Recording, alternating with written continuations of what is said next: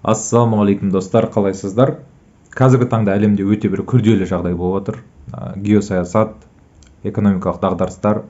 Бірақ менің айтқым келіп отырғаным бұл саясат емес, мүлде мен басқа нәрсені қозғағым келіп отыр. Осындай бір күрделі дағдарыс кезеңі жеке адамда болсын, жалпы кең ауқымда болсын, белгілі бір дамуға, алға жылжуға мүмкіндіктер ашады.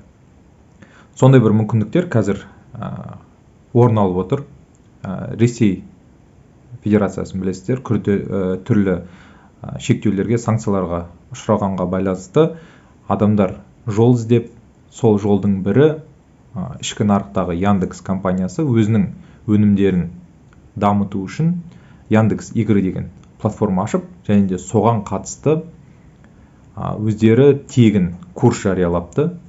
Unity ойын движогы, яғни ойын қозғалтқышы деп айтсақ болады. Соның негізін үйретіп, тіпті өздерінің платформаларына сол ойынды жүктеп, ол ойыннан қалай ақша табуға болатынын үйретеміз деп жарнамалап жатыр екен. Ал мен сол нәрсені тексеріп көргім келіп отыр. Егер осы жоба, осы әрекет, менің жүріп өткен жолым сіздерге қызық болатын болса, онда осы YouTube арнадан ажырамаңыздар. Ары қарай не болатын, нәтижесі не болатын бірге көрейік. Кеттік. Ал бүгін бірінші күн жобаға тіркелуге өтініш тастадым. Содан кейін почтаға осындай хабарлама келді. Яндекс игры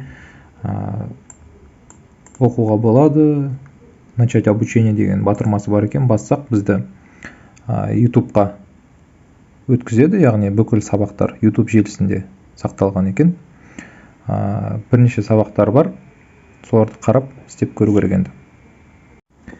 Бірінші күн мен тек қана осы бағдарламаларды орнатумен кетті. Негізгі жаңағы игровой движок Unity-ді орнаттық, ал Visual Studio менде оның алдында орнатылған болатын.